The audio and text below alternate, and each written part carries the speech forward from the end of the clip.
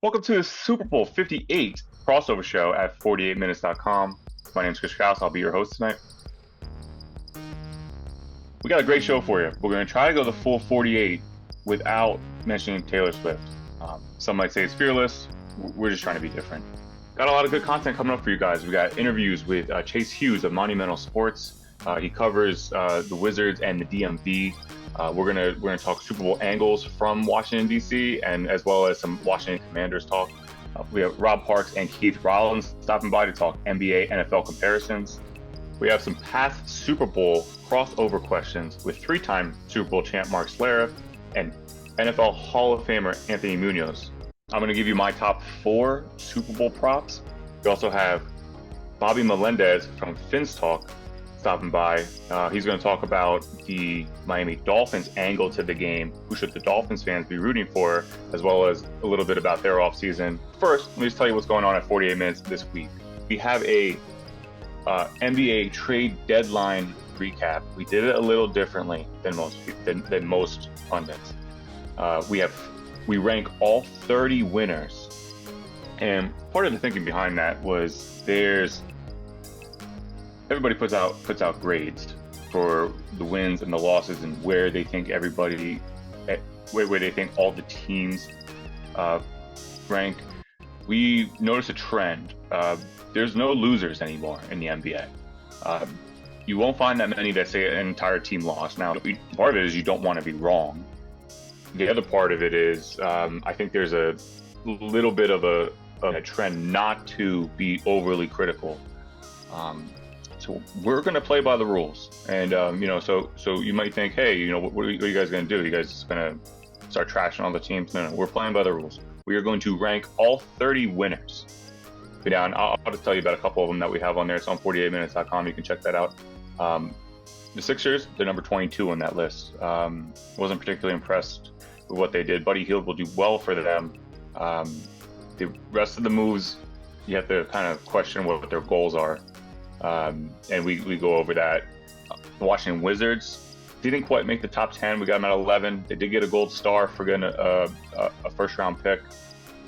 Once we get into the top 10, we got a few teams that didn't really make any moves, and that's good sometimes. You can't really judge everything by what you don't do. I wanted to put that in proper context. We look at the Nuggets and the Clippers. Nothing substantial at the deadline for either one of them. Both in great position. And then we get into our top 4. You can check those out on 48minutes.com. Let's get into interviews. Here's my segment with Chase Hughes. A very special guest, Chase Hughes, Wizards reporter for Monumental Sports, covers the DC sports scene, has a great pulse on what's going on in the DMV. Chase, thank you for joining me. Yeah, thanks for having me. My first question I got to ask for Super Bowl week here. Who should Commanders and Wizards fans be rooting for in the Super Bowl? I think it's the Chiefs. They're in the AFC, so they're kind of out of sight, out of mind. Neither team is really a rival of the Commanders or is seen that way by DC fans, but there's a lot of people who play for the Niners or who are part of the Niners where things are kind of complicated, right? Like Trent Williams, I don't think Commanders fans have any animosity towards him because he's one of the greatest players that the franchise had in a really long time. But, Chase Young, things are very complicated, and with Kyle Shanahan, things are very complicated. So I think it's the Chiefs. Yeah, this is one of the teams with the Commanders and the DC region that I was like, I didn't necessarily know a solid answer. I mean, you have a better pulse on it as well. So some of the fan bases are clear. There's a clear dividing line between, if you're a Raiders fan, you probably, well, actually, I don't know what Raiders fans want to do, but yeah, and Andy Reid, of course, coached the Eagles, but I don't think anyone in DC dislikes Andy Reid for that period of time. It's been a long time, and they're just a fun team to watch. Yeah, there does seem sort of a accepting of former Philadelphia athletes. Even you guys gave Carson Wentz a chance. It didn't work out, but like at least there was like just because he was on the other side before doesn't mean he's on the other side now. Donovan McNabb. McNabb was probably a great example. That does lead me into the next. I think I want to talk about just the kind of parallels between the Wizards and the Commanders, specifically now with both getting new coaches, both kind of potentially repeating. As as we just kind of said, kind of accepting of a rival's talent, I guess you will, with Dan Quinn. Am I crazy to like this hire, or is there? What are your kind of thoughts on the coaching situation for the Commanders? I think most people are kind of coming around to it. Obviously, the process was kind of strange in that Commanders fans, I think collectively, we were all waiting for Ben Johnson to be the hire. And then, as the story goes, Commanders brass was on the flight to Detroit to interview him, and he texted them and said he wasn't interested. And then we kind of circled back to Mike McDonald, who was the Ravens defensive coordinator. He chose the Seahawks. Bobby Slowick decided to stay in Houston as the offensive coordinator. So it just didn't seem like Dan Quinn was their first choice, but it seems like he won a lot of people over with his introductory press conference because he seemed like the type of guy that, matched the reputation that has preceded him as someone that players love to play for. Yeah. And I mean, there was definitely, a lot of, going after maybe bigger targets like Bill Belichick. I mean, Steve Belichick on the defense now. As far as what the Wizards have going on, and they're going to be, they're going to start next year with a different coach than they started this year with, at minimum, right? How do you feel about the parallels between the two franchises?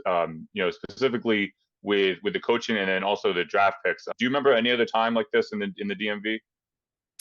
I think around 2011, 2012, the hope would be that's what we see in the next few years, because I think around then, a lot of the teams in town were rebuilding, except for the Caps, of course.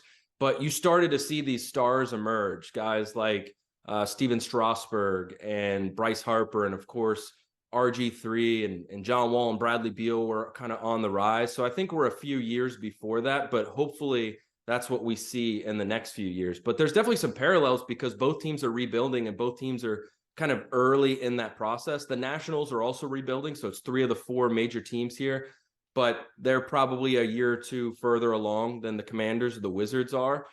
It'll be interesting to see, though, if they stay on the same timeline, because if you're going through that type of process, it usually takes a lot longer in the NBA than it does in the NFL.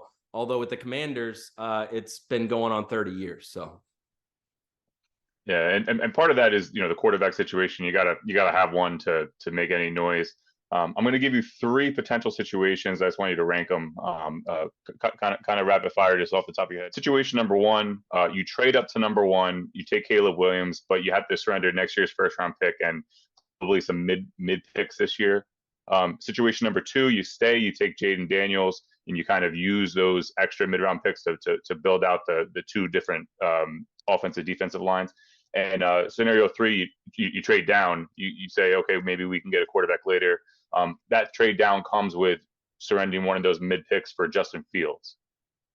I would rank it 2, 3, 1. I think the best option is just stay at number 2 and take the best quarterback that's still available. I think the the third option, that's a decent idea just because it's such a quarterback-rich draft. I think, whether you trade for Justin Fields or not, you could probably get a pretty good quarterback with your second-round pick or one of your second-round picks because they have 2.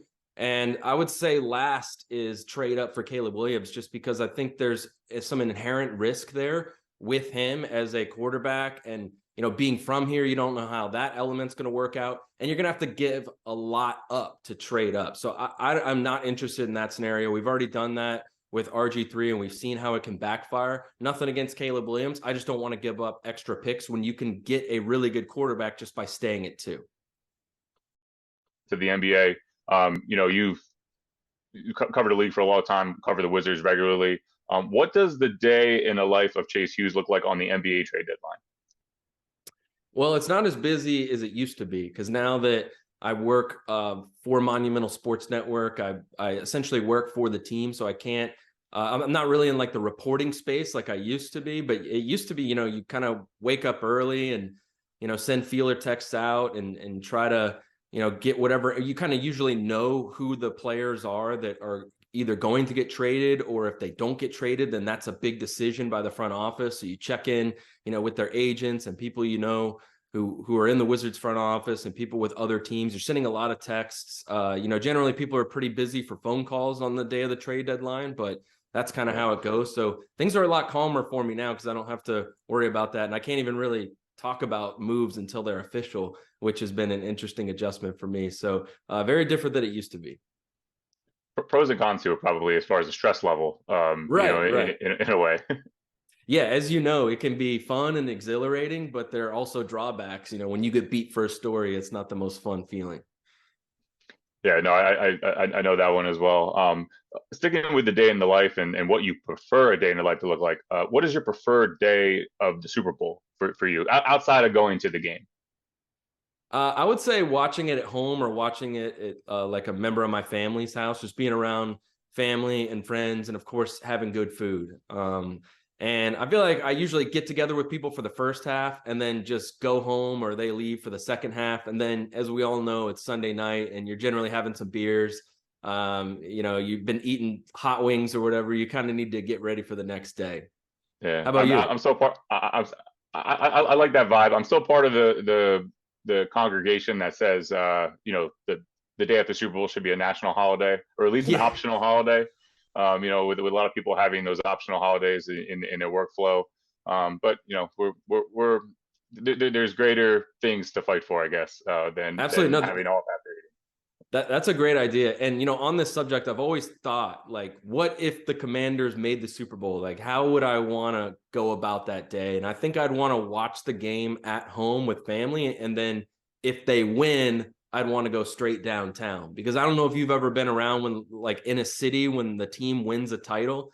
It is unbelievable. Like, I was in downtown DC when the Washington Capitals won the Stanley Cup, and it was just an incredible party for like a 3 or 4 block radius, like all the bars, everyone was going nuts. So I highly recommend that experience if you can obtain it as a sports fan. Oh, definitely. And I've been to a few. One of the events was the Nationals winning the World Series back when they played a little bit of the game at the Capital One Arena at the end of it. I know there was a little overlap in that clinching game and a Wizards game. Do you think there will ever be a situation where the NBA says, "Hey, we're going to have games and then have the Super Bowl play afterwards"? And could you see it with the Wizards? Well, first of all, I remember that night really well because I was trying to watch the Nationals game and the Wizards were playing the Rockets, and they played one of the highest scoring games in franchise history. Like, James Harden had like 60 points. It was something like 157 to 155. Like, it was an incredible basketball game as the Nationals were clinching the World Series. I don't think it'll ever happen here, just because the Washington Capitals, they have a tradition where they play on Super Bowl Sunday. It's usually in the afternoon, like, say like puck drops at noon.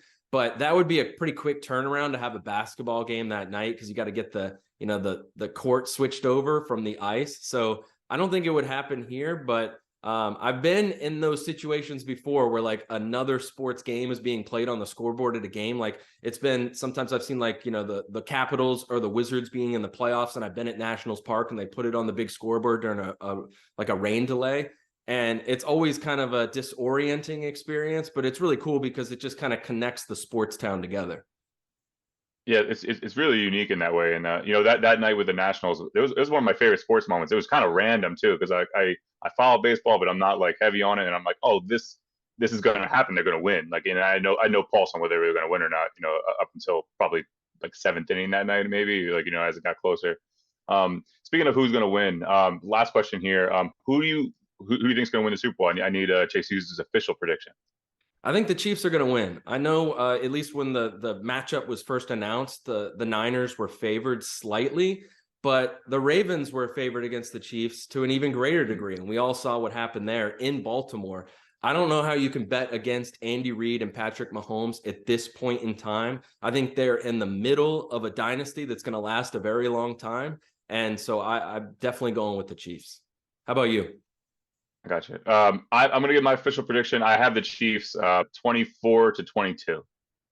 Wow, that's a close one. That's right on the line of the over under. So I'll go 21-17. And lastly, where can the people find you, Chase? At Chase DC Sports on Twitter, Instagram, and TikTok. And then, of course, my work on monumentalsportsnetwork.com. Many thanks to Chase for stopping by. He's doing a great job given the circumstances with the Wizards this year. There are some entertaining facets on that team. Let's get to the part of the show where I give you my top four prop bets for Super Bowl 58. Number one, Brandon Ayuk under 65.5. That number is from Fanatics. I've seen it other places at 59.5. I like the under regardless. Ayuk has played in 18 games this season. 10 of them have gone under the 59.5 that I was referring to. And you can get a better number at Fanatics, but there's other ones out there. 10 of them have gone under. In the 8 games that he went over, 2 of them came in situations where I wouldn't say it's likely that we see that again. Number one was kind of the ugly game in Cleveland. It's possible we see the 49ers trail for the entire game. I don't see it. I see this as a very close game. I don't think he's going to necessarily get that kind of yardage. That was early in the year. That was in October, and the opener, the first game against Pittsburgh, they saw in that game, they saw a mismatch against Patrick Peterson and just exploited it. There is no such mismatch here with the Chiefs, but I can tell you some numbers. With the Chiefs, they're 5th against wide receiver ones. They're 20, according to DVOA. They're 25th against wide receiver twos and 19th against the slots. Ayuk should have a quiet night, and I would put 3 avocados on that one. Number 2, George Kittle, over 50.5 yards. Yes, the Chiefs are stingy against the tight end, but it's really going to be about picking your poison about where they can go. And in the slot, they're a little bit more vulnerable. They're 10th guarding the tight end, according to DVOA. George Kittle has had 4 matchups with the other 9 teams ahead of the Chiefs. And in those matchups, in 2 of them, he's gone off. Against the Giants are pretty good against tight end. I know you might think the Giants aren't good at anything, but their defense was somewhat solid in some aspects. He went 7 for 90 against them, and against Baltimore, that was a game where they were trailing as well. But Kittle performed under the lights, and he went 7 for 126. The other 2 matchups, it was that Cleveland game. I kind of throw that game out. I think that was kind of a goofy game. And Detroit last week was the only time that he played a defense that's better against tight ends than the Chiefs. And so 50-50 there. I like him to go over that number, 50.5. I think he shows up on the Super Bowl. I'm putting 2 avocados on that.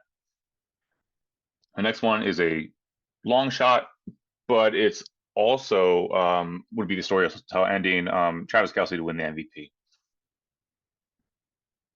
And this is the part of the show where, as Bill Simmons says, we're going to turn on the TikTok cameras. Travis Kelce to win the MVP. There's a lot of talk about it. Maybe it's too good to be true. Maybe it's too much of a good fairy tale ending to the love story that's going on in Kansas City. I think there's a chance, and here's why. If you look back at who wins MVP, right, during the regular season, dominated by quarterbacks. During the Super Bowl MVPs, still dominated by quarterbacks, but not quite as much. Looking back at some of the greatest quarterbacks, greatest teams to win multiple Super Bowls. In the 70s, when the Steelers won 4 Super Bowls, Terry Bradshaw only won 2. Lynn Swann, the pass catcher, was able to take home the honor. In the 80s, when Joe Montana won 4 Super Bowls, he only won 3 of those Super Bowl MVPs. The other one, Jerry Rice, a pass catcher. During Tom Brady's first 3 Super Bowls, he won 3 in 4 years. He won 2 Super Bowl MVPs, the other one going to Deion Branch against the Eagles in Super Bowl 39. And in Tom Brady's latest stint, he's winning the Super Bowl every year. He has 5 total MVPs. The only other time that he didn't win the Super Bowl MVP, it went to a pass catcher, Julian Edelman, against the Rams. I'm not saying that Travis Kelce is going to win it. I'm saying it happens more often than we think, and the quarterback, the dominant quarterback, the best of the best, they do not win them all. So I'm going to put an avocado on Travis Kelce at 14-1. If it hits, great. If it doesn't, it doesn't. I'm not going to go hungry. And that leads me to my last one. My 4th one. Technically not a prop, it's an actual bet. Under 48. Not just because, that's a good number, 48minutes.com, but because I think that both of these teams are going to probably be better off running the ball. They're both very good at tackling after the catch. There's not going to be a lot of these crazy big chunk plays even though that's what the 49ers like to do. The Chiefs are pretty good at stopping things, pretty good at keeping things in front of them. I think overall, this is just a game where it becomes, hey, get your 4 yards here, get your 6 yards there. I like, I like a lot of catches for Rashee Rice. Didn't quite make the top 4 here. I like Deebo Samuels to have a decent game. Just kind of these quick passes. Christian McCaffrey, I could see him, easily going, 125, but all via 6-yard gains, 8-yard gains, and that range versus something big. And what that does, that means you're probably going to see a little bit less points because you're going to have longer drives, longer play drives. And I really like that under 48. I'm putting 3 avocados on that. And back to the Kelce angle. There's rumors that he could possibly retire after the Super Bowl. Obviously, if he wins that MVP, it's a fairy tale ending. We don't have many people in sports anymore that kind of go off in the sunset. I mean, think what Peyton Manning did. Think what John Elway did. That kind of hey, I'm going to leave on top. It just doesn't happen that often. I mean, Tom Brady, he was a year out. He stayed an extra year. In the NBA, you definitely don't see it. I mean, guys do farewell tours for 2-3 years, and it's a different sport. But Kelce could probably do it, and there's rumors that if he does do that, he's going to get into acting. And I previously talked to Mark Schlererth about his acting career, and Anthony Munoz about his acting career as well. Let's allow me to share those with you now. Mark Schlererth, you're a 3-time Super Bowl champion, but you're also an entrepreneur, a media personality, and an actor. Which slice of life is your favorite? You know what? Listen, I was on the Guiding Light for several years. I had a recurring role in the Guiding Light. Now, this goes to the level of my acting career. Okay. So that soap opera was on for 72 years. It started on radio. And then, so it was on for 22 years on radio and 50 years on television. It took me 2 years of recurring appearances to get it canceled. So that's kind of where I am from an acting standpoint. My bread is buttered in football, man. My father told me when I was a little boy, like, find something you love to do and you'll never have to go to work. And like, I love the National Football League. I love football. And, I'm still living out a childhood dream, man. I got to play for 12 years, and I've been analyzing it on television and on the radio now for the last 22 years. So 34 years I've been involved in the National Football League, pretty much my entire adult life. And so I don't feel like it's work, man. I love grinding through film, and I love doinking around, and I've got that ultimate Peter Pan syndrome, not growing up. So it's a good thing for me. I gotcha. That does lead me to my next question, though. How much money did you make on Ballers? Oh, shoot. Ballers. I did 5 years on Ballers. I still make those residual checks. You should see my residuals. They come in. Sometimes they're anywhere from zero. Sometimes I'll get zero. Like, you sent me a check for $0, up to like $20. And I think every time I went on Ballers, it was whatever a day rate for a non-celebrity actor is. It was like $1,200 or something like that. And I did a couple appearances a year on Ballers. So I would say probably some total of about maybe $5,000 or $6,000 over the 5 years on Ballers, maybe a little bit more, somewhere, but right around there. So playing career a little more lucrative, media maybe a little more lucrative as well. Yeah, my acting career really has not paid a whole. It's gotten me some nice dinners, maybe some landscaping stuff that I like to do. Some soil, some new seed, maybe some sod along the way. Some of that kind of stuff. Yeah, oh, definitely. I mean, good stuff there. That kind of keeps you in shape as a media person. Now, you went from playing to being a media personality. Let's say I wanted to go the other way. How long would it take me to become an XFL quarterback? Well, I don't know what kind of athleticism that you're let's just assume that you are a phenomenal athlete, right? With a great skill set of athletic tangibles. You can throw it, you can run. How tall are you? I'm 6'1" on Tinder. 6 foot. Okay, 6'1" on Tinder. So I would say, it all comes down to how quickly you can process and make decisions. How much football have you studied? I study football. I go to the bar every week, an extra week this year. I live my life around the football and around everything Right. growing up. But yeah, so I would probably say, as far as speed, I know 40s are only tell you fast, they don't tell you, but I never miss an Uber. I have more awareness than Jeff Garcia in the pocket.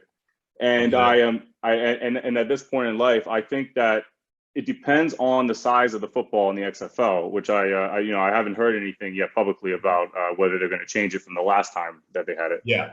No, I think with a few intense weeks of work, I think you're ready for at the very least a tryout. It can take you a couple of weeks. Okay. Will you introduce me to Dwayne "The Rock" Johnson? Yeah, if we're in the same place at the same time that Dwayne is in that place, then yes, I will definitely introduce you to Dwayne. If there was a throw you wanted to see, like, okay, because I know the out route is kind of like, okay, can they make that throw? Can they make that crisp out route? Is that different potentially for the XFL? Like maybe it's I don't know, maybe they have a different kind of thing coming up. Yeah, no, I think you still have to have arm talent, but more than arm talent on that throw, because we've seen plenty of quarterbacks like Chad Pennington survive and thrive in the NFL who doesn't have supreme arm talent. Then it comes down to timing and anticipation. How good are you throwing it to a spot where your receiver before he comes out of the break is going to be there, and then you can almost lob it. As long as you've got that timing and the anticipatory skills to put it where you want to put it. So if you can do that, then yeah, you can make that deep out throw. Okay, I got you. Let's talk about the leadership aspect of it, because that's kind of something that across the board. I covered the NBA. I've seen some of the best leaders that I covered in person. Russell Westbrook. Everything that goes along with him. I think he's a great player leader. I believe in Doc Rivers as a head coach. As in the NFL, one of your quotes that I really admire is, guys don't care about what you know until they know how much you care. Do you think that's just as a quarterback, as a coach, and then also does that apply in life outside of sports, maybe in business and other parts? Yeah, honestly, I think that is a huge part of leadership and caring enough about people to make those sacrifices. I think a lot of people think it's about talent, and talent's important. You got to be able to, you got to have athleticism and talent and all those things. But to me, the real key to being a great football team is your willingness to sacrifice for one another, your willingness to play for one another and do those things. And one of the things, in all honesty, one of the things that I love about football, and I love about sports in general, is there are very few places like. I just had this interview before I was talking to you about I've never scored a touchdown at any level of football ever. Oh, wow. But I think one of the things that I love about sports in general is it's one of the very few places in the world where you celebrate somebody else's success like it was your own. Like when one of the guys that I played with, whether it was Terrell Davis or Rod Smith or Eddie McCaffrey or Art Monk or Gary Clark or Ricky Sanders, Ernest Biner, whoever it was, scored a touchdown, man. I celebrated that like I just scored. And I think in every other walk of life, you see one of your colleagues get promoted and you're kind of happy for them, but at the same time, you're like, why not me? Like, what is that guy? Or you're almost, you're like on the outside, you're like, man, congratulations. Nobody deserves it more than you. And on the inside, you're saying, except me, I deserved it more than you. Right. And so I think sports is one of those places where you can truly celebrate somebody else's success like it's your own. And I just don't think it happens in many other walks of life. And it's one of the things I love about sports, and one of the things I loved about playing in the National Football League. It seems like from the outside looking in, that the Cincinnati Bengals and their players are very happy with Joe Burrow and the kind of success that he's bringing them and really getting there so young. Now, he was talking recently about he feels like he could play in the NBA. Do you think that he has the tangibles to play in the NBA? Would you think that would be a good fit, regardless of how many games he plays? Yeah, I like. You'd be. I think you'd be surprised at how many guys have like cross sports skills. And so, I mean, we see it in the NFL all the time. These guys that were college basketball players that leave college basketball and say, okay, or leave basketball and say, let me try to be a tight end in the National Football League. And it may take them a few years, but they actually become, very good. I mean, some of them become Hall of Fame tight ends. And so you see that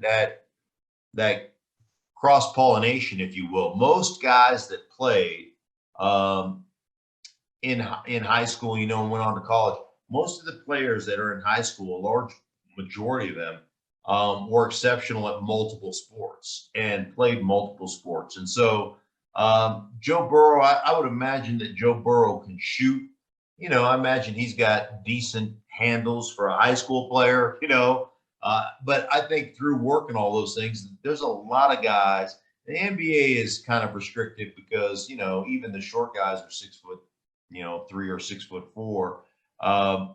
But I wouldn't doubt that Joe Burrow, if that's where he put the majority of his work and majority of his effort, like that he would have the skills to come off the bench and knock down some threes every now and again. So yeah, that wouldn't surprise me. I think most of us all played multiple sports, growing up. Yeah, I think there'd be pros and cons. I mean, I agree with you on the, like the athleticism is there. I think his durability might actually help him in the NBA. I mean, you're a guy known as one of the tough guys playing through injuries, and there's been a lot of players in all sports who play through injuries. Yeah. There's also been some injuries more recently that I have, as a media person, have some questions for you as a media person. Would you ask the player about this injury? If you won't mind, I have a list I just want to go down. If we could just play ask or don't ask. Okay. Left big toe irritation. Oh, you ask. Like, is it gout? Is it you stub it? Like I've seen big toes end a lot of careers. Like it's amazing how much pressure per square inch you put on the big toe. So yes, we'll ask that question. Okay. And these might be or might not be real injuries this week. Yeah. Okay. Carpal tunnel. Oh, sure. I mean, especially for like a thrower of the football or a basketball player who's got to finish his shot. Yeah, I'd go carpal. Yeah, I would ask that. Rub something into his eye at a rock concert. I would probably stay away. I'd probably stay away from that one. Okay. Tendinitis from playing games on your phone. It's probably happened. I think you can ask the question, but as an athlete, I think you have to lie about the answer. Gotcha. So if someone says they're playing Game Boy and they were really swiping on Tinder, you got to play up the, okay, I was playing Super Mario Brothers. Right. Well, I would even say that if somebody said, hey, I've heard you got carpal tunnel syndrome from playing your Game Boy so much on the team trip on the plane, and you're like, oh no, that's the guys would just give me grief about that. I'm actually finishing my degree so that I can graduate in next off season. So so I've been typing papers, and so that's where I got the carpal tunnel, or that's where I had the tendonitis of the fingers. Right. So you gotta lie about that one. Okay, I got you. Yeah. The next question, I would love the truth from you. As far as going to the Super Bowl in person or at your home party, which one do you prefer? And are you going to the game this year? I am not going to the game this year. The first Super Bowl I attended that I didn't play in, I was the Baltimore San Francisco Super Bowl, I've been to three that I played in and two that I didn't play in. And let me see. Would I rather? I would rather. I mean, like, I don't like the stress of playing in them. The stress is real. But yeah, I'd much rather play in one, because one, I'm going to get a check, and two, I get a chance to compete. I'm not getting either of those things on my couch. So yeah, I would go that direction. Good stuff, Mark. I really appreciate it. You got to take care, Chris. Anthony Munoz is here with us. I'm from Philadelphia, so you know it's always sunny. And I envision a world where we're wearing sunglasses in all kinds of workplaces, free of judgment. You know, in the boardroom meetings, in the Zoom meetings, in team meetings in the NFL. When you were playing in Cincinnati, did you ever encounter a team meeting where someone came in sunglasses? Maybe they had too much fun the night before during the nightlife in Cincinnati? A lot of too much fun, but I don't remember guys wearing sunglasses. They were, so no, I don't remember the sunglasses in meeting rooms. I mean, a lot of guys wore sunglasses, but that just didn't happen in meetings. Interviews, yeah, but not meetings. That's just kind of a different world, you know, with behind the scenes, in front of the scenes. Joe Burrow was also asked about playing in the NBA. He said that he believes that he could. You know, he talked about being, you know, corner three specialist, or a, you know, like somewhat of a role player. Do you believe that he could do that? Most guys I've seen that say that, I've had a chance to see their basketball skills. I've not seen his, so I'd have to see some highlights from him playing, and then I could make an intellectual decision. Hopefully, he has good self-awareness, and I'm hoping that he would. That just there's confidence, but then there's self-awareness. So right now, I believe that he's got confidence and ability. Maybe he can, but I'd have to see him play a little hoop before I made a judgment. You know, I grew up with some pretty good players. I mean, I'm old. So I was in the Jerry West, Wilt. Then I saw Showtime with Magic and Worthy and Jabbar and, all the guys out there. So I think I know basketball talent when I see it. So I'd have to see him play a little bit. Yeah, I almost want to see something like that as a alternate to the Pro Bowl, or an addition to the Pro Bowl. I got to ask you, you've been to 11 Pro Bowls. Is it true that you turned some of them off and started watching HBO? I don't know if it was HBO, but I've seen enough, especially recently. I'm not into watching 7-on-7 competitions, which is basically what the Pro Bowl is. And, I know guys, NFL quarterbacks can complete passes of wide receivers when they're just going skeleton or 7-on-7. So Sunday is usually a golf day, so I might watch the tournaments. I don't know if HBO carries the tournaments, but I think it's more of the whatever golf tournament, PGA tournaments on that I'll watch. Okay, I got you. You mentioned a wide receiver, so I got to bring up one of my favorites, Michael Irvin. He said that Joe Burrow bringing a Super Bowl to Cincinnati is going to be bigger than LeBron bringing an NBA championship to Cleveland. Do you believe that is true? Well, that's a great question. I don't know. I mean, Cincinnati's a great sport. I mean, we, look at all the champions, the Big Red Machine. So, what Reds, the Indians won. I don't know. I mean, so I don't know if it would be bigger. It'd be big, but I'm not sure if it'd be bigger than LeBron bringing a. That's a good. That's a stumper. That stumps me there. Michael Irvin says a lot of things that stumps me, and also a lot of things that I think he's might be right on. You and Michael Irvin have a few other things in common. You're both actors. Yeah, I was a thespian at one time. I know I saw him on The Longest Yard. I was on The Right Stuff. I mean, about the 7 astronauts, and I did Borderline with Charles Bronson. So we have that in common. Well, what advice would you give people who are trying to get into acting and maybe from other careers?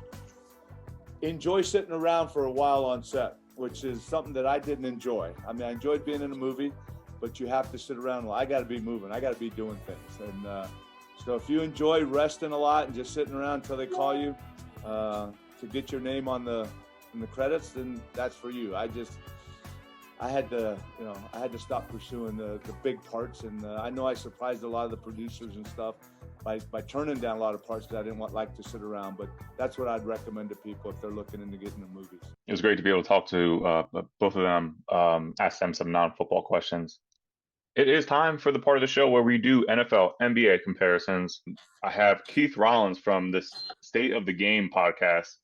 He's also been credentialed by NBA teams, WNBA teams, and has quite a repertoire in the sports and music scene.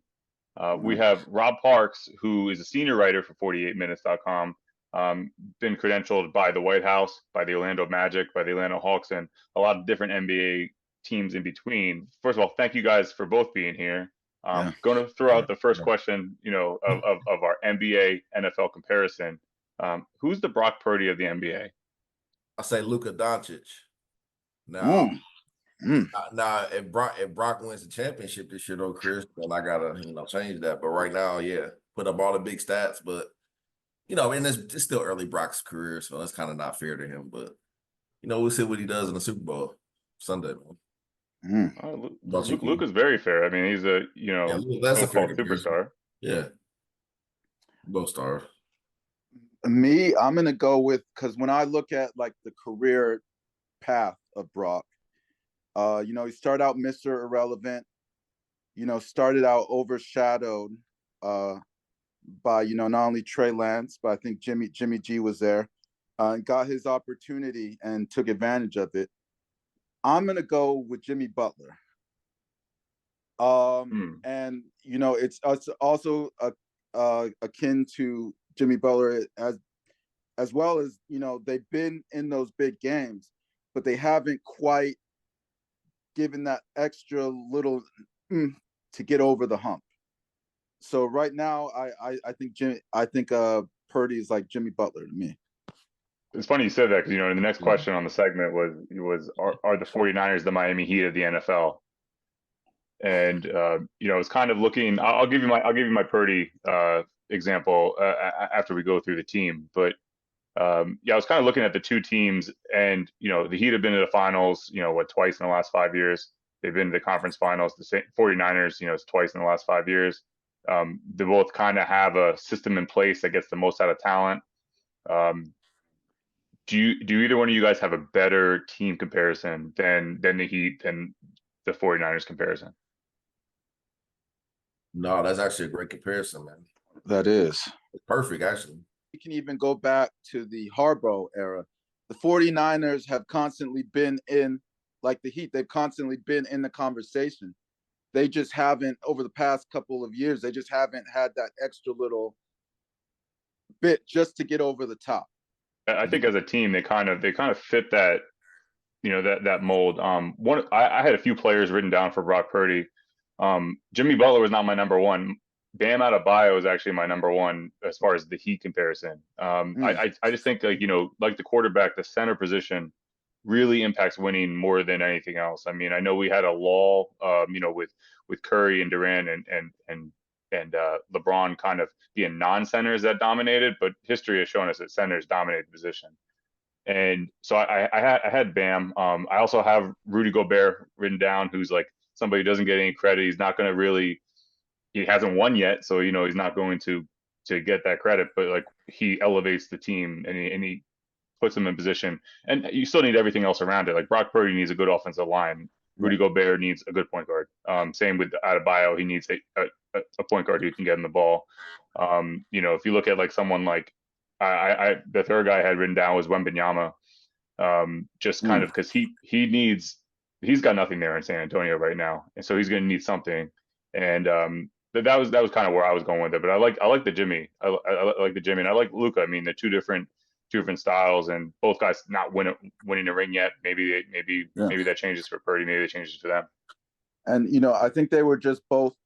They're almost like, to me, they're both players that kind of fell through the cracks. Like Jimmy Butler is on I don't know if he's quite a Hall of Famer yet, but he's on the Hall of Fame path. And for the Chicago Bulls to get a Hall of Famer at the end of the first round, like how does that happen with 29 other teams that have millions of dollars at disposal and huge scouting departments? How does a Hall of Famer fall through the cracks? you think about that, and like you know, on that angle, I mean, I thought about Jokic for for Purdy. I mean, I think Purdy's going to end up with like three Super Bowl rings. Like I really think he's like the next Mm. coming of Tom Brady in a way. Mm. But it's also part, you know, Brady. What would Brady be without Belichick in that system as well? So I mean, Right. it's a you know, it's two hands that fit together and fit together nicely. On to the Chiefs. You know, we've seen the comparison of Patrick Mahomes. Do you guys have NBA comparison for Mahomes? I guess I got to say Steph Curry, man. Yep. That's what I had too. Steph Curry, similar results. I mean, Mahomes might get his third ring. Curry has 4 rings. Control the game. Curry changed the game. Mahomes, you can say he changed the game. So, Mhm. you know, Mahomes can go to the Super Bowl every year from now, probably the next 8 years, man. To be honest, why not? So You know, and okay. that Curry was the one who I had too. I think, you know what, I think the league found, like like my grandmother knows Mahomes, and she's maybe watched in the last couple of years maybe 2 football games in the last decade or something. And I think, you know, the league found, I think what they saw, I think the NFL saw what the NBA did with Curry and was like, okay, this is someone who we can attach our wagon to and can carry the brand forward, the shield forward, I guess you could say. Very similar to Golden State Chiefs.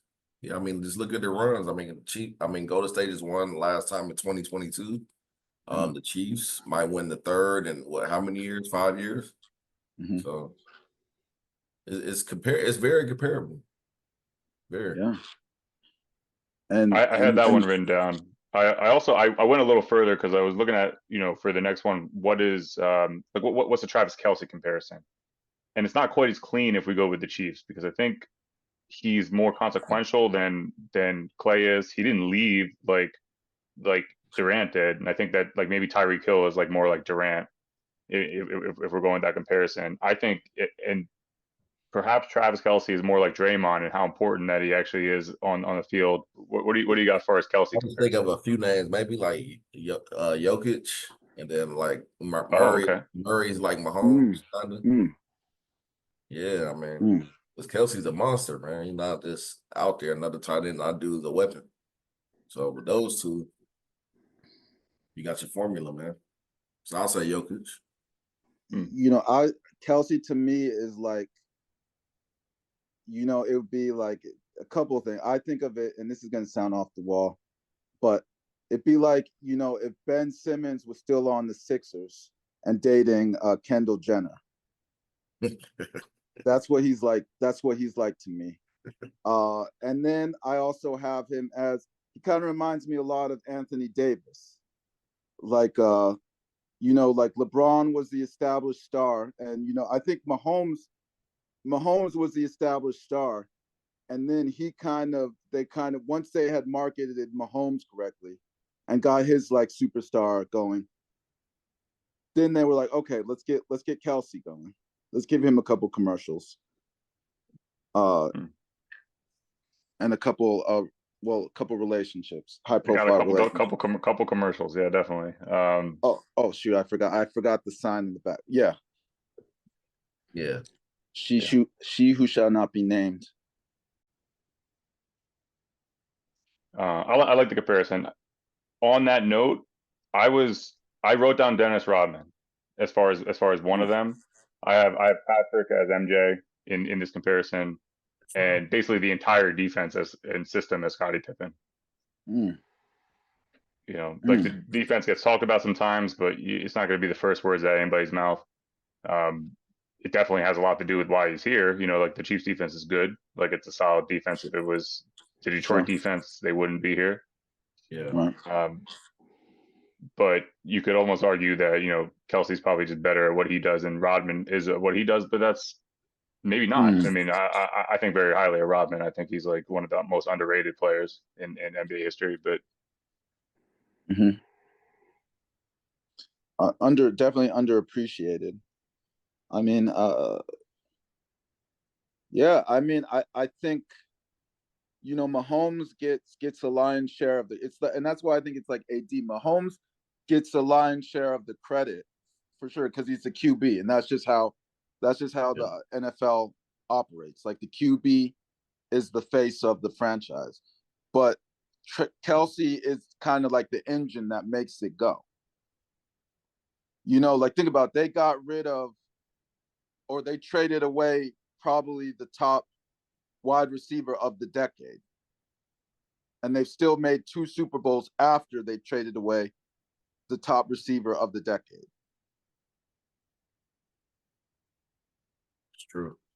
Yeah, if we go with he was the top receiver. I mean, Tyreek is awesome in his way, but it's almost.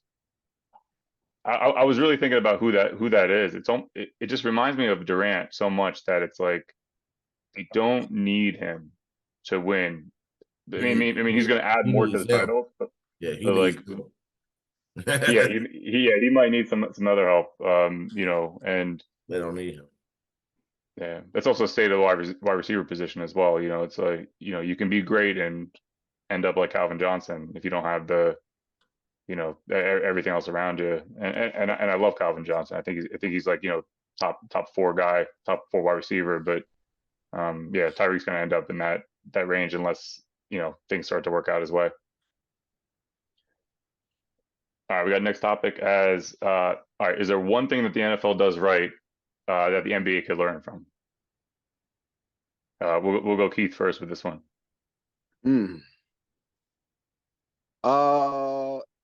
I mean, I think I think they do a good job of cleaning up their messes in a lot of ways, but I think in terms of what the NBA can learn from the NFL, I think in terms of marketing, figuring out a way to not only highlight, the stars on a team, but the teams themselves.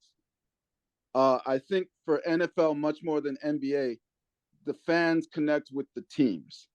And I think there's a much better connection with the teams and the cities that the teams are in than there is for the NBA. Like Detroit, the reason why the Lions resonated so much this year was because the Lions are kind of a reflection of the city that they're in. Yeah. Mm-hmm. I would say like just making it more like, the NFL and the Super Bowl is like a national holiday. So maybe the NBA can take steps to that. I mean, a lot of people watch the finals, but it's also summertime, getting the summer. So it's a lot of people that care and a lot of people that don't care, but everybody stops for the Super Bowl. So, push your marketing more in that direction. I mean, it's going to be tough because it's a possible 7-game series, but that's the advantage the NFL has. It's one game and, winner takes all. So it's a bigger thing. Promotion of the biggest games that they have, the biggest series that they have. Right. It's, I think there's a lot of things that the NFL does as far as marketing and everything that the NBA has like emulated, and it's like you said, like doing the best they can, trying to get people to pay attention for 7 days at most, right? Like when you have when we have the Chiefs versus the Ravens, we know which characters players are going to show up. We know that Mahomes is not going to sit a game against the Ravens. And I think that is really something the NBA can do better is like, look, like we know the NBA can talk to teams like, look, we know you're going to rest your players, but just don't rest them on a national televised game on a Wednesday. Right. You know what I mean? Like my grandmother wants to see LeBron on Wednesday night. She's waiting all that's like the highlight of her night. And then to get, for her to watch ESPN and see 5 hours before the game, they're gonna rest LeBron. He's got a ankle injury tonight. Like that's a slap in the face to my grandma.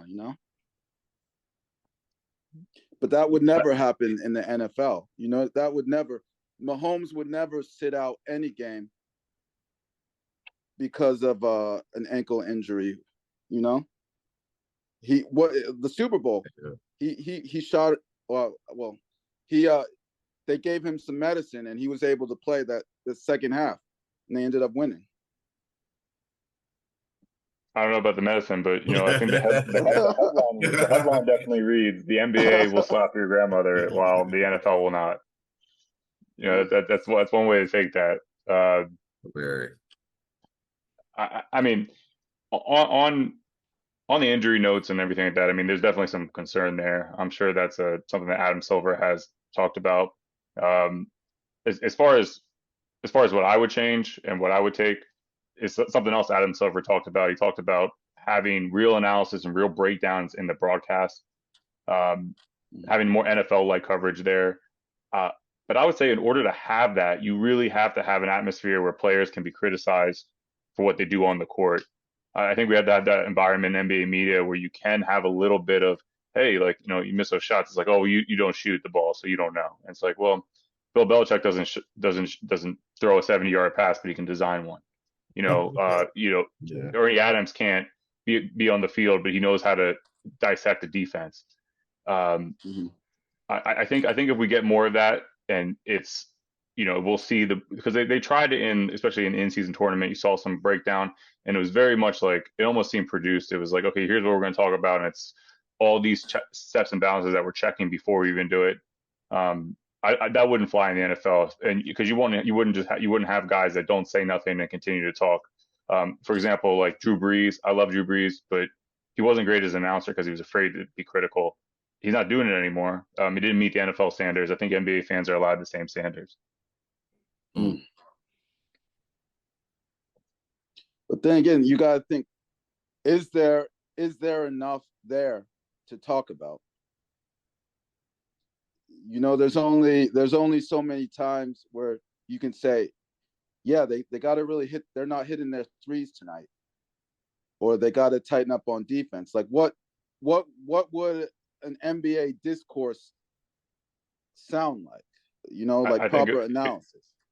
Yeah, it probably looked like what like Tony Romo previously did when he kind of just got out of it, and like Doc Rivers was sort of doing a little bit where he was like, oh, I can see what's going on. He's still in the weeds, still like like very fresh from working, so like he had a good base about what's going on. Maybe just break down some tape once a quarter. Start off slow. Do it for 60 seconds. We got lots of breaks where like all kinds of shenanigans going on in the arena. Right. Well, like we could show that. That's all. I mean, like that is entertaining. Yeah. But yeah, that would just be my thing. Back to the the league that the NBA is trying to be like in a broadcast capacity. We're gonna do what LeBron James is gonna do this week. We're gonna give predictions.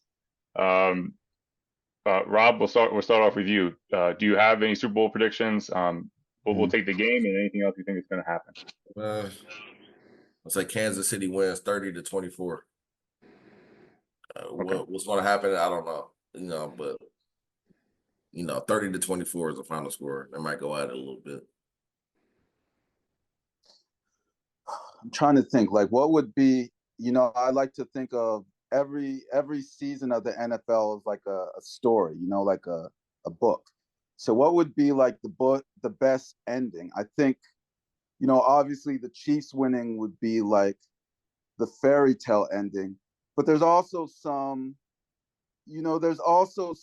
value in like the disappointing ending, which would be if the 49ers won and, kind of ruin the fairy tale. No pun intended. So I think I'm going to go with the 49ers. I think the 49ers are going to win. Do you have a score? I think they're going to keep it close. I could see. It could be a high scoring game. I'm saying probably in the 20s, maybe high 20s. We'll go 21-24. That's low 20s, but yeah, we'll go 21-24 or maybe 30. We'll go 32-35. 32-35. There we go. Next, we have Bobby Melendez of the Fin Talk Network. He covers the Miami Dolphins and the Miami sports region. We're going to talk to him about who Dolphins fans should be rooting for as well as some different angles of the game, and also sneak in a few Dolphins offseason questions like, is Tua going anywhere? We have Bobby Melendez from Fins Talk Network here. He covers the Miami market, the Miami Dolphins. Bobby, thank you for joining me. Absolutely, Chris. Thank you for having me, man. My number one question, and I have quite a few, but my number one question is, who should Miami Dolphins fans be rooting for in the Super Bowl? Well, that one's easier. That one's easy. I would say that they should be rooting for the San Francisco 49ers. Not because Kansas City beat them in the wild card, not because Kansas City Chiefs are in the AFC, but because the Dolphins kind of model themselves after the 49ers, with Mike McDaniel coming from Kyle Shanahan's coaching staff, the way they play. It's very similar styles. And I would think that, at least my belief is, with the Niners being the Super Bowl, that the Dolphins and the Dolphin fans could say, hey, if we continue to follow this formula, we add a couple more pieces, that could be us. If not next year, maybe the year after. As far as that synergy there, I mean, you have, the coach coming from, I love Mike McDaniels, and I think that, he's just elevated the Dolphins program. As far as what he's done with Tua, do you see a lot of similarities between that and what Shanahan has done with Brock Purdy? Do you see any similarities between their game at all? Oh, absolutely. 100%. First off, what Mike McDaniel has done for Tua. Now, obviously, two different journeys that those two guys have been on. Tua being the 5th overall pick from the first round, Brock Purdy, 7th round pick, final pick in the draft, but very similar styles, very similar journeys because of what Shanahan has been able to do with Brock Purdy to put them both MVP candidates midseason until probably the final few weeks. And what Tua was before Mike McDaniel, with that situation with Brian Flores, some Miami fans, there was still a strong contingent who believed in Tua. There were other ones saying, hey, he was a bust. He can't get past it, blah, blah, blah. Mike McDaniel comes in and gives this kid some belief, and he comes in and firing on all cylinders, and he has to make up for December, but you see what McDaniel was able to bring out of Tua, and it's similar to what Shanahan has brought out of Brock Purdy. And again, like I said about the Dolphins rooting for, or Dolphin fans should be rooting for San Francisco, you want to root for someone like Brock Purdy because even though, again, 7th round pick, 1st round pick, if Brock Purdy, who's probably the ultimate game manager right now, he's a damn good one, Tua can do it as well. I see a lot of similarities. Not, but they're both talented. I don't want to discredit either one, but both kind of running a different version of that 49ers offense and getting a lot of stuff across the middle. I was a big believer in Tua dating back to Washington when they passed on him for Chase Young. I wrote back then that they probably should have took Tua. I think quarterback is just a guy who had to take. Now they have the number 2 pick again, and will be taking a quarterback because they didn't take Tua. On that note with the draft, do you have any pulse on what the Dolphins will end up doing in the draft there? And you think they're going to kind of go forward as if Tua is going to be there, long term, or is there any chance that we see a quarterback in play at any given point for the Dolphins? Well, for me, my gut feeling, and I've said this on my shows as well, I would say don't sleep at any position at the 21st overall pick for the Dolphins, other than quarterback, unless one of those guys fall. And I'm talking about those top, you got Caleb, Drake May, Jaden Daniels, whatever. Then, okay, maybe there's a but I highly doubt it. So I would say any position other than quarterback, don't sleep on it. Wide receiver, linebacker, offensive line, running back, whatever that may be, don't sleep on it. Corner, even though we got Jalen Ramsey, Howard is most likely gone. In regards of Tua, I believe, I know the Dolphins, Chris Greer, Tua, they've all said the right things about playing there long term. Chris Greer said about, we're working on a long-term deal at a high, as long as he plays, or him continuing to play at a high level. That's a goal. Tua says he thinks the deal is going to get done. I think it's a lot of saving face. I think, they're just saying all the right things, but I think, also I think the Dolphins are looking to take care of themselves. He's the quarterback this year, possibly next year, until he isn't. I don't, unless they know there's something better on the horizon. And even if he does get an extension, and I know there is a small contingent or half contingent, whatever you want to call it, of Dolphin fans that don't want that to be the case, even if he does sign an extension, we know he's a good, could play great quarterback at times. And just because they signed into an extension doesn't mean he's here for 5-6 years. If Miami has to move on, they did the same thing with their former first round pick, Ryan Tannehill. So he's their quarterback right now, but as long as the first overall pick, I don't see them taking a quarterback at 21, but maybe the 5th, 6th, 7th round, I believe you always should draft a quarterback until you hit on it. You look what Brock Purdy did. You look at, other guys, they had Josh Rosen, they drafted Kyler Murray, the Arizona Cardinals. But I believe Miami at 21 is going to other position other than quarterback. That's a good point there with, Brock Purdy being last pick. And, just throughout this whole season has been kind of crazy as far as your quarterback bingo and getting, I think we had over 60 quarterbacks come in. So you never know. And you always want to kind of take talent. Back to the game with Brock Purdy and with the 49ers. Do you have a prediction? Have you put it out yet? And do you have any favorite prop bets that you're kind of looking at? So in regards of predictions, this will be my official on-air prediction. So, all right. So I believe, even though I would say I want San Francisco to win, and I think fans should root for San Francisco, my belief is that the Kansas City Chiefs will pull this off. Reigning defending Super Bowl champions. A lot of people wrote them off this season, especially when they were struggling, receivers dropping balls, etc. But they've shown in these playoffs, why they're the champions. They have that championship gene, just like when Tom Brady was with the Patriots. You could never count them out, despite how they performed during the season. I think my official prediction is 31-28 Chiefs over Niners. I think this is going to be an exciting game. I think it's going to be a close game. And I think it's going to be a hard-hitting game. I expect both defenses to play hard, but I believe it's going to be a high-scoring one in regards of offense. You might get a couple defensive scores. Pat Mahomes will be the MVP before the end of the night. Oh, very nice. Well, I appreciate the official prediction, and I appreciate your time. And if you could, just tell the people where they can find you. Absolutely, yeah. I'm on the Finstock Sports Network. You can find us on YouTube currently. We cover everything from Miami Dolphins, Miami Heat, NFL, basketball, NBA, baseball, wrestling. We cover it all. I mean, and we're continuing to grow. So, if you guys could hop on over to YouTube, type in the Finstock Sports Network, come hang out with us, come talk sports with us. Awesome. Thanks, Bobby. And that's a wrap for the Super Bowl 58 crossover show at 48minutes.com. Major thanks to everybody who stopped by. Major thanks to you for listening. And be sure to check out 48minutes.com for this and more. We're just doing things a little differently here.